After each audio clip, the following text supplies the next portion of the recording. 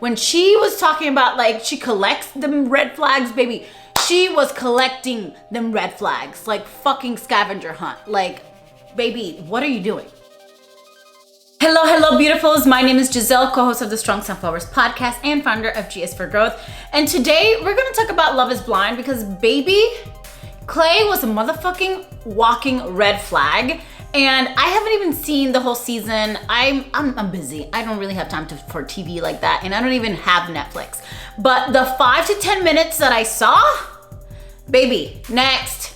In this video, we're gonna talk all about why do we keep choosing the wrong men. If that's you and you need this advice, baby, stick around, make sure you subscribe, like this video, and let's get right into it. Okay, so the first thing of why you're choosing the wrong man is because you don't know who the hell you are.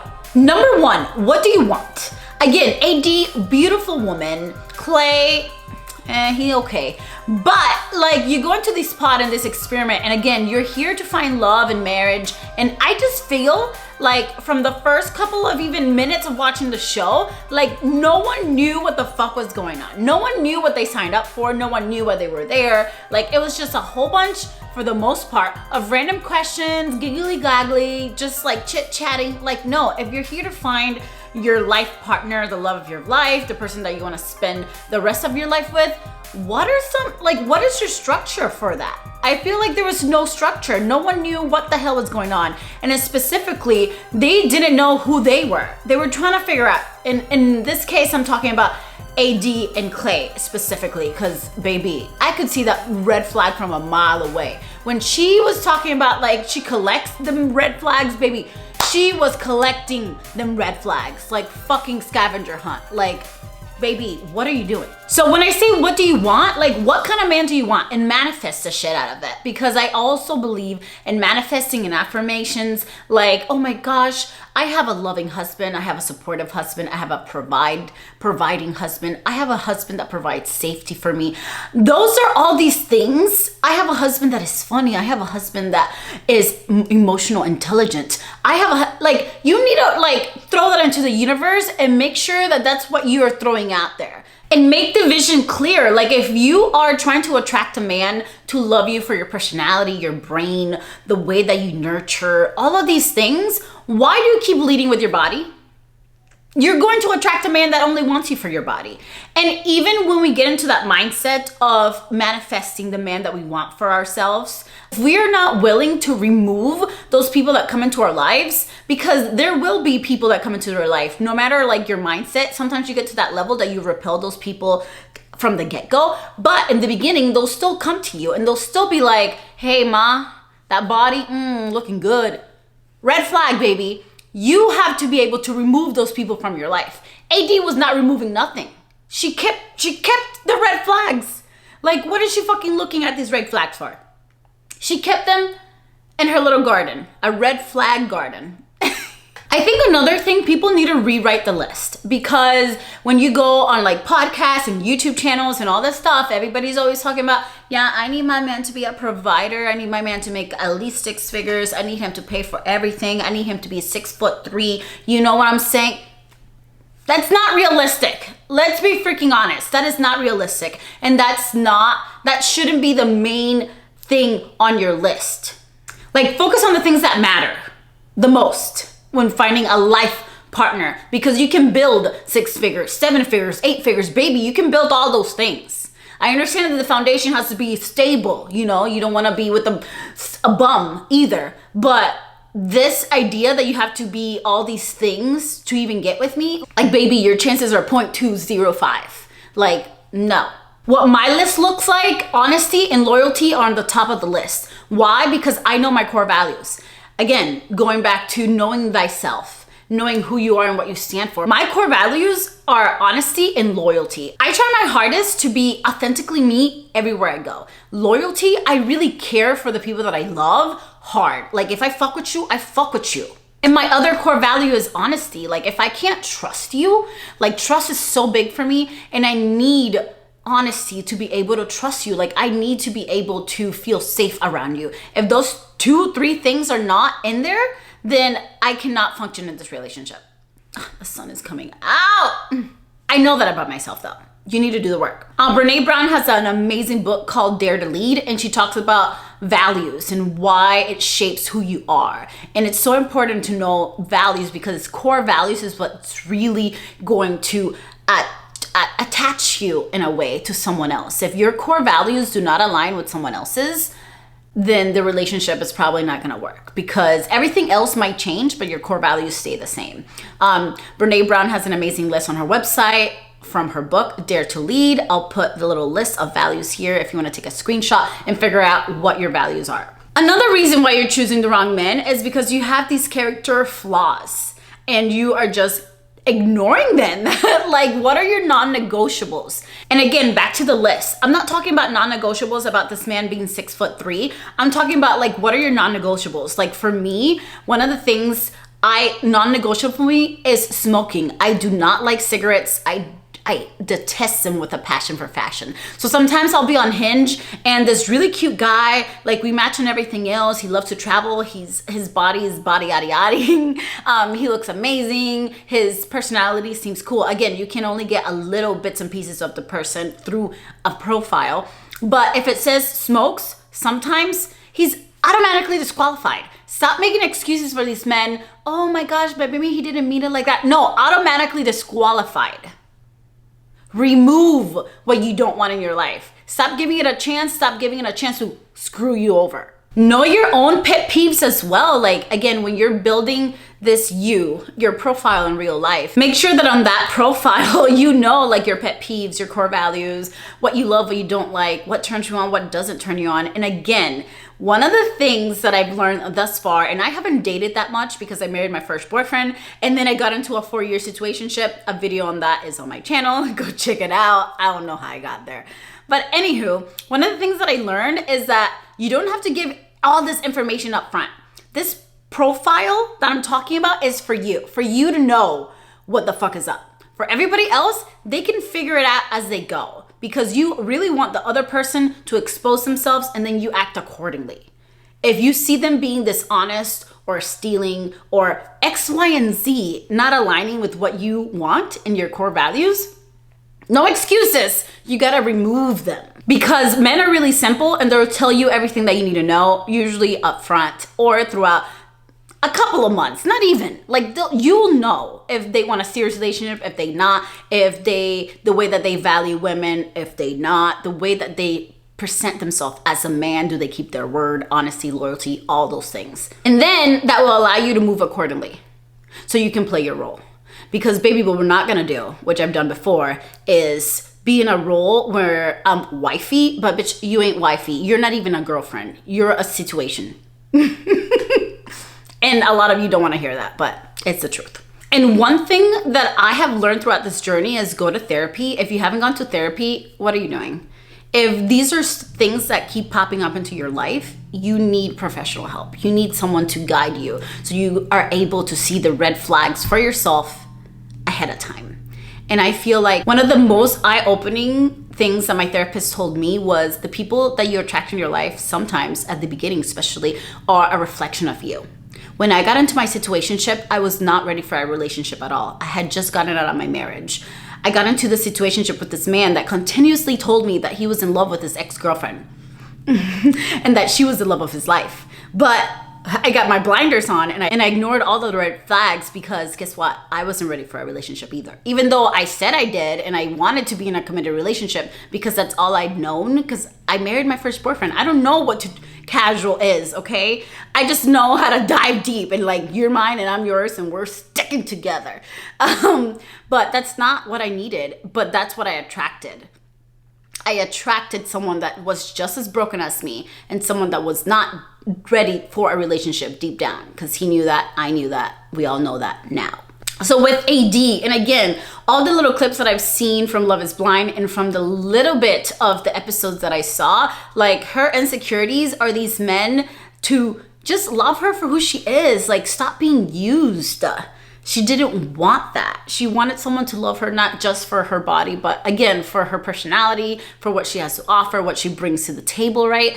But because she hasn't healed from her insecurities, she fell right into that. She fell right back into leading with her body, right?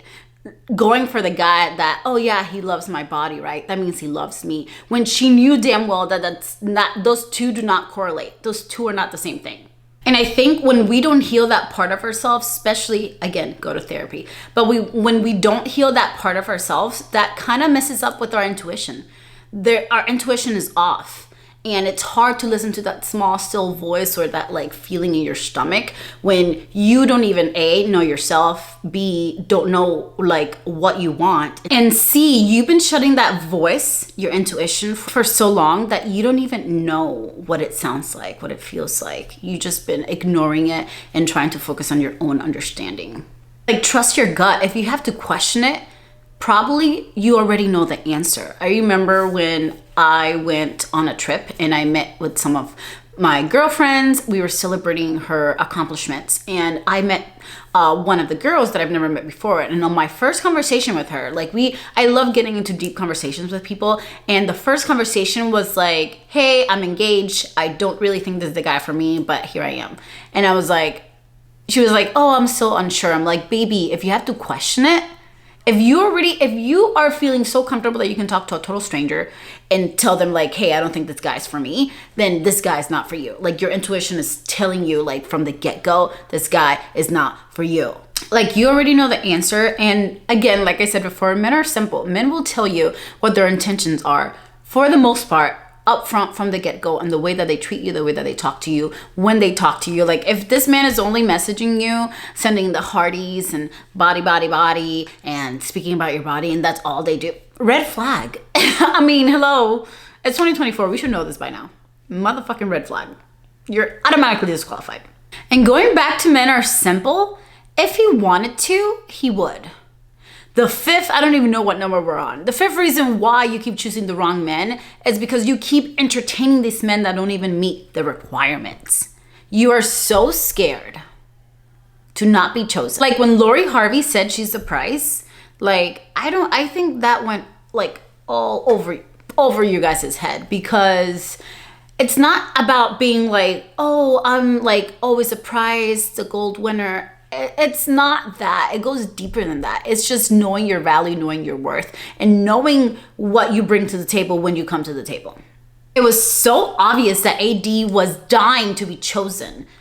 And then all the other things, again, not falling into her old patterns, not healing from her traumas, her triggers, not dealing from your type. I think that's another thing. Like, we have this type that we have built and that we're attracted to, but why are we attracted to this type? Why are we attracted to the anxious attachment styles? Why are we attracted to the avoidant attachment styles? Why? It's because of our childhood or things that we had. It's because of our childhood or things that we have gone through in the past. So we really need to declutter that through therapy. And she wanted to be chosen so bad that when she wasn't chosen, it just justified and validated the way that she was feeling the whole time. Because that's usually what we tend to do. We do something to validate our feelings. And she felt like, hey, all men want me for my body, like I'm not good enough, X, Y, and Z, however she felt, however she was portraying herself on national TV. But to be honest, it was on her. Like, she knew what the fuck was up, and she did not. Like, I think we have to have some accountability, because it's not just Clay. I feel like she's even said that she has a history of like collecting these red flags, and baby, this was a huge red flag and you just went with it because, again, you wanted to be validated. There's still something in you that wants to be right when it comes to that. I don't think, maybe you're not ready for a relationship yet, because you have to heal that part of you that can accept healthy love, that can accept a man to pour his all into you. I'm telling you, men are simple. When a man loves you, he will literally walk barefoot across lava for you. Like, they will bring you the stars, the moon, the sun. They could work at McDonald's, bitch. They'll make it happen. And when they can't do the simplest thing for you, that's a red flag. And the main thing that I have to say about that is choose you. Choose you every time. And before you start dating, I really want you guys to get comfortable with walking away from anyone, not even just a partner, not even someone that you're trying to be romantically involved in, anyone in your life that doesn't align with those values that I was talking about, that doesn't align with what you're trying to build, that doesn't align with the manifestation and the future that you are imagining for yourself. If they don't align with that, please, please, please put yourself first. Please have the strength to walk away and let it be okay. Let it be okay. I think one of the parts, which is going on right now too, back when I got on Hinge and I started to quote unquote date, I met this guy. His name was Drake, OVO. And so we kicked it off. We had great conversation over the phone, like via text, voice memos. When we met, he was in Egypt. I was like, oh my gosh, I'm going to Egypt next at the end of the year too. Like, let me know about your trip, X, Y, and Z. When he came back home, like communication was not the same. He would leave me on red. He would not message me like weeks from like when I messaged him and then come back like, oh, nonchalant. I think I actually have some receipts. Oh my gosh. Like if you see, cause I made a TikTok about this, but I took it down, but I saved it, baby. I saved it. So like things like, good morning. He would message me good morning, I would reply, and then he would be like, how's your morning? And I would reply, how's my morning? Like, hey, my morning went pretty smooth. I got a second job at 5. I'm in my car reading my book. What about you? No reply. And then that was April 8th. By this time I was already getting tired because his inconsistencies were not matching up. Red flag. Red flag. And mind you, I talked to him about this. I talked to him and said like, hey, like, you have been really inconsistent. Like if you are busy or what X, Y, and Z, just let me know. So like, baby, we don't waste any of our times. And then again, we both know what's going on. He was like, oh, there's something going on at home that I had to take care of. Like his friend passed away, all of these things. And I was like, hey, totally understand. You know, we just met and like shit happens and like my condolences and everything.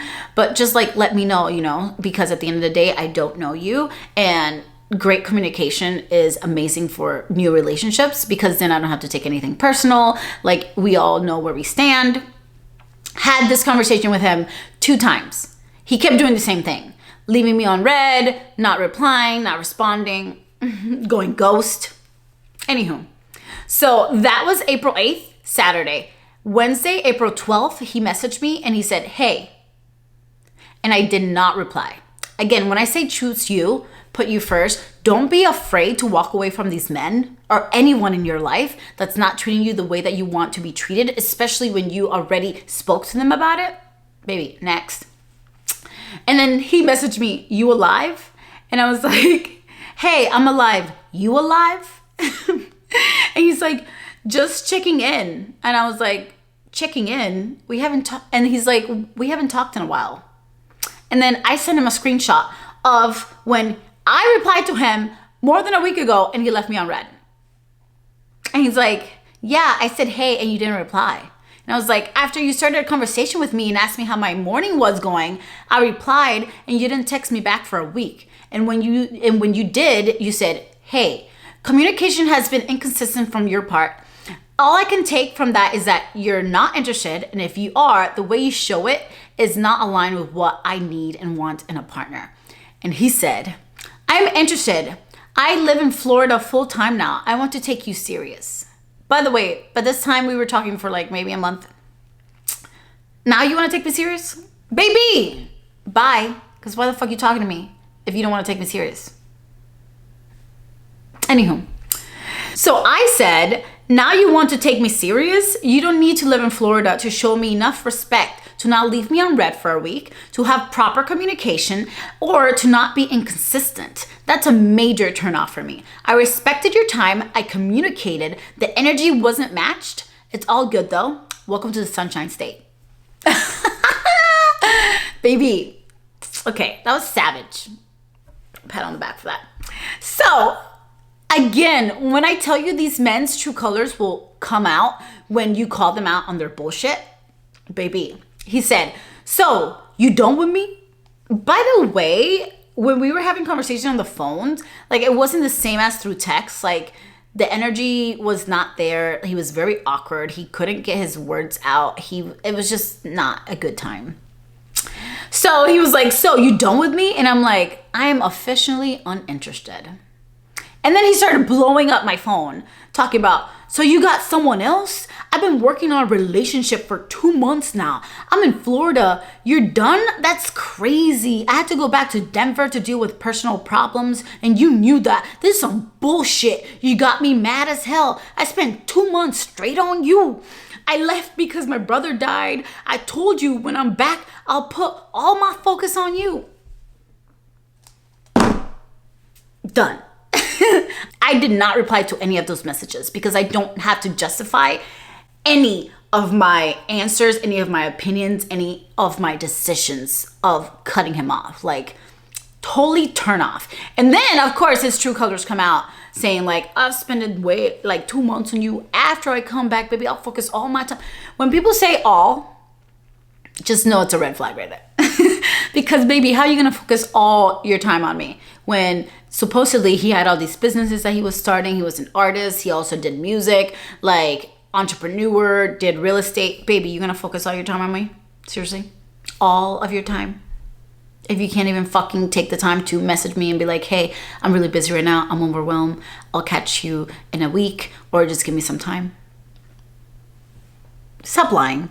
And I could have been in my Delulu era and things could have been a little different. And I would have like sticked around and maybe I would be still talking to this guy and being a hot mess with this back and forth of like what I require in a relationship. But no, I cut it off right then and there. Even though I thought he was super cute, he was so handsome. He was like mixed with like these blue eyes. And he taught like basketball for like kids, everything. I love me a good man that wants to be a father, that shows up in father figure. So attractive. Next, you have to be that deliberate with it, or else you will continue to be choosing the wrong men.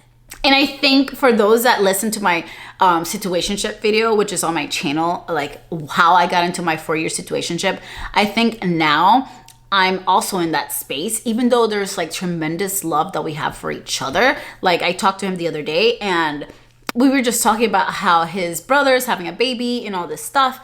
And I was like, oh yeah, like, oh, you know, they got married. I would have waited a little bit to have my first child, you know? And then he was like, oh, well, I'm never getting married. That's not something that I want. And I was like, true.